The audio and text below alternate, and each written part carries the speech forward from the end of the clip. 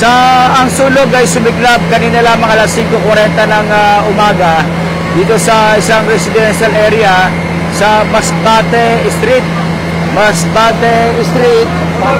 sa corner Luzon sa Sampaloc, Maynila. Itinaas na sa unang alarma itong naturang sunog.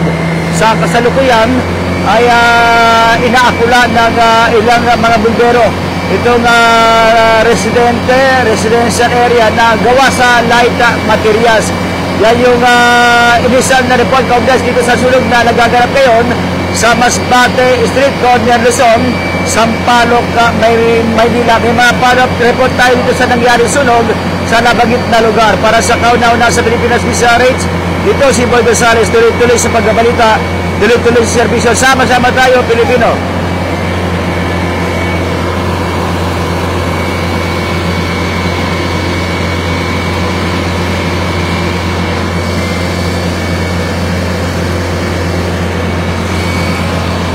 Thank you. Ada pa lang ka?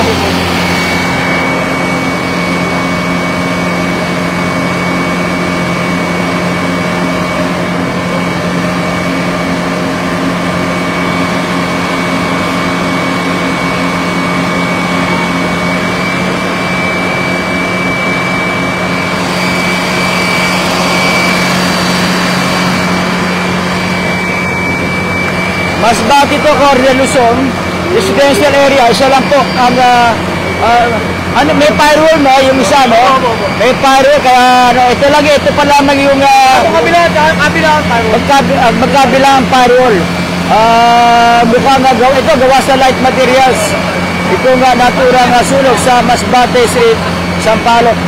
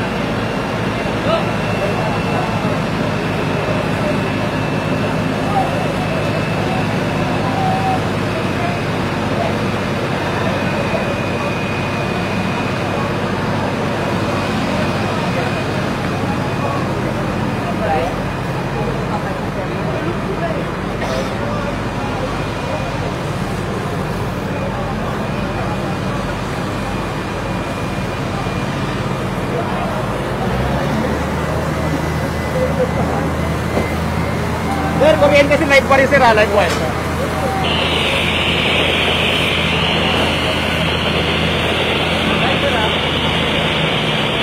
Sir, live wire, baka mabagal yung live wire ha.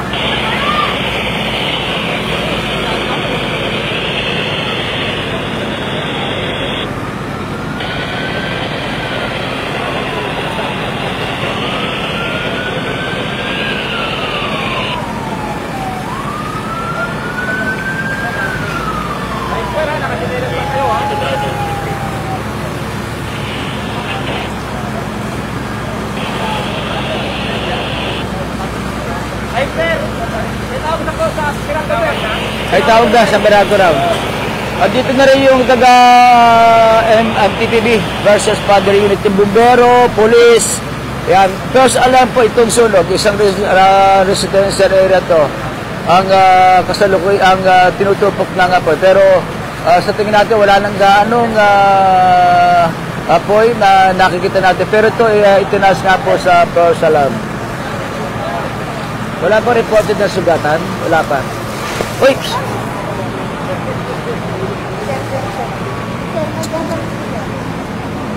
Ipi.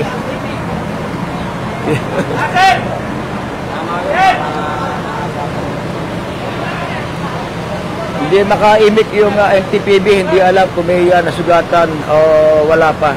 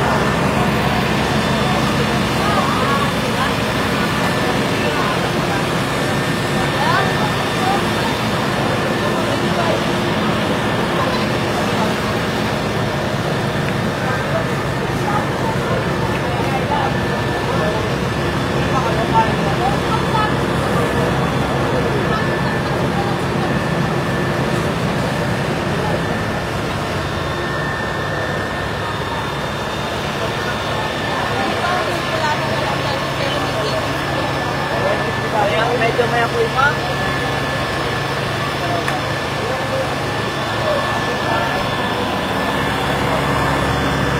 Oh.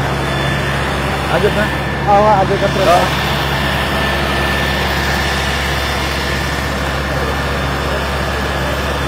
Yan, mukhang under control na itong sunog sa Masbate Street, corner Luzon.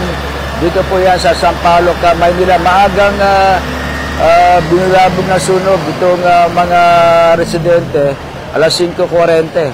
Nagtatanong-tanong lang tayo ng mga barangay official dito para malaman natin kung sino'y may-ari ng bahay, sa banda nagkaroon ng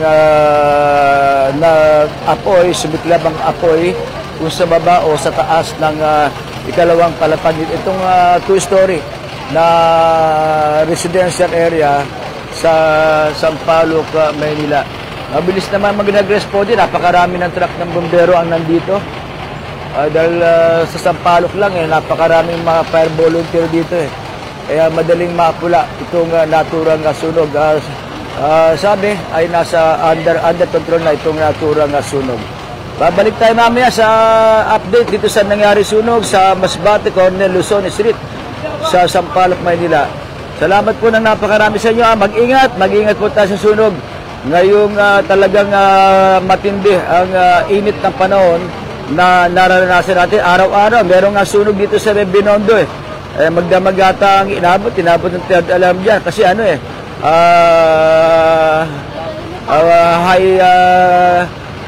high-rise na building dyan sa Binondo. Parang tower yung ang nasunog dyan sa lugar. Sino chairman dito? Medyo chairman din. Interview. Silvia Santa Cruz. Santa Cruz. Dali lang, sabayan ko na ng Interview ng fire. Sila ate, kuya na pumasok sa loob niya. Dito na tayo. Picture na ako. Ayan. Thank you. Ay. Ayan si Chairman Silvia Santa Cruz. yan may hawak ng mag. Oo, mag. Okay. Ito bahay niya. Yung nasunog po, ano? Oo. Ilan na nakatira dyan? Mukhang tatlong mo. Marami sila din. Marami. Meron tayo. Okay, sila. Tigil.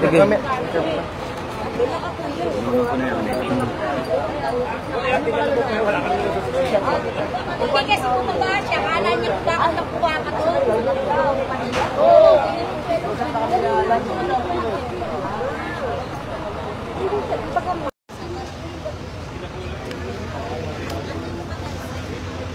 Hinihintay ko yung sa sa Binondo kung ano yung official Ano daw parang control kanina. under control pero wala kasi lumalabas.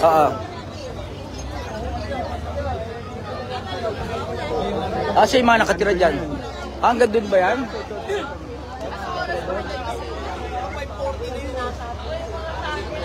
Pero hindi na inabot. Leo yung kabila. Leo Street.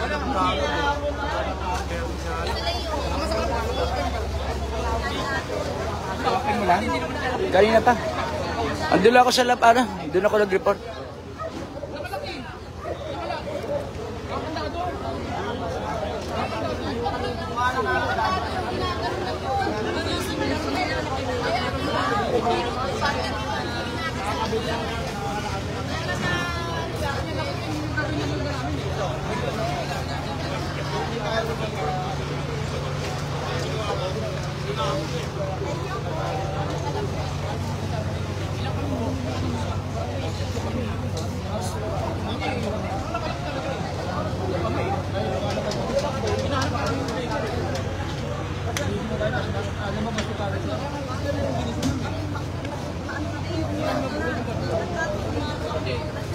Ito ang chairman.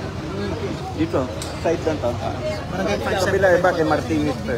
Chairman Martinez sa kabila. Ito, Dito Silvia Santa Cruz. Santa Cruz. Santa Cruz. Barangay Chairman, Chairwoman Silvia Santa Cruz. Zone 56, hindi ko lang alam yung barangay kung... Barangay 575. Oo, Zone 56. Asawa ko.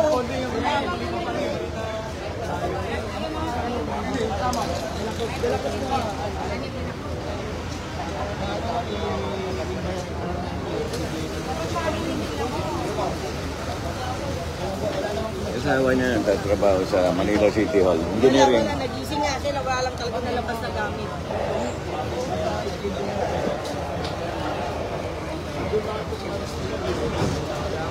Dito rin po, sino po katabi ko rin nakano?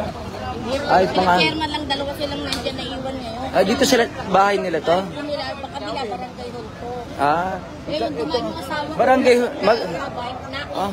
na umaapo yung likod. opo, tapos, Chairman, ginigising nila, tulog na tulog.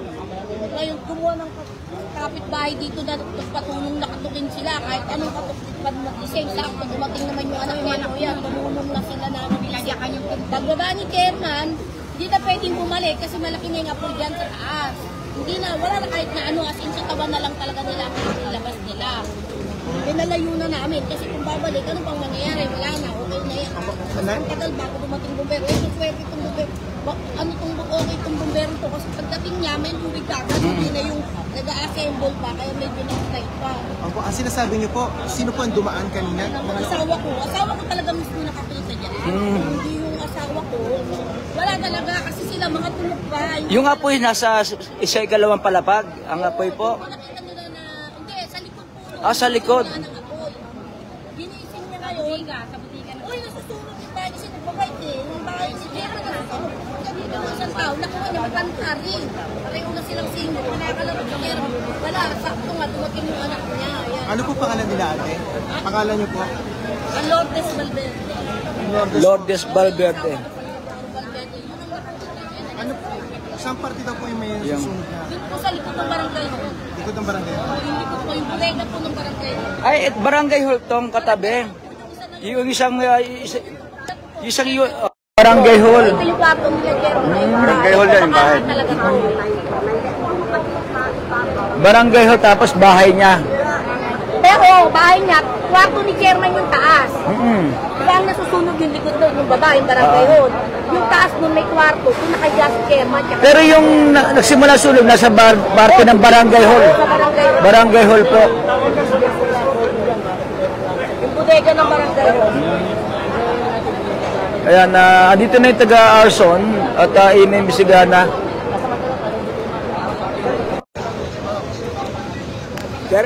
Chairman? Hindi po, ano po, kamusta po kayo na may mga yung barangay hall ba natupok talaga? Wala. Hindi, susilang ng pinto. Oo. Lahat po, personal, barangay, lahat po. Natupok lahat ng mga gamit sa barangay. Saan po bahagi ng barangay nagsimula?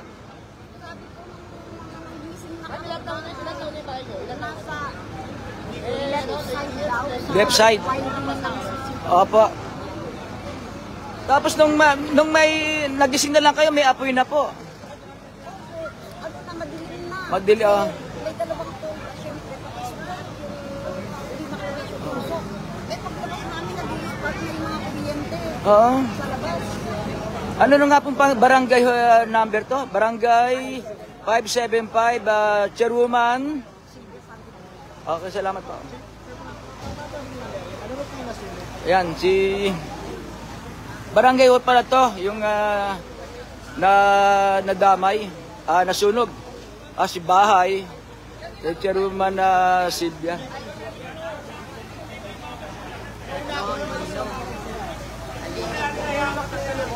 Medyo ano na, at yun. Mamaya, babalik tayo at yun, nakumpleto na natin, nadamay yung at saka barangay hall ni Chairwoman Silvia Santa Cruz. Yan. At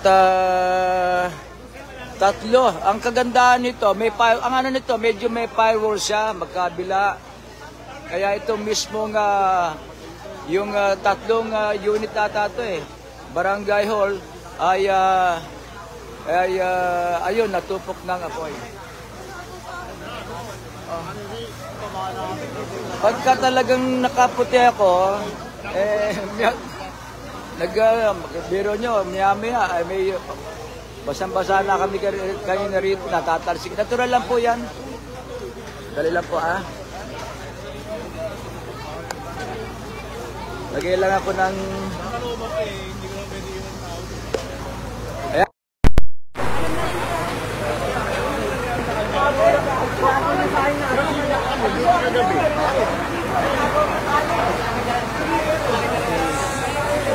Hindi pa alam po kung saan, kung anong pinagmulan ng sunog.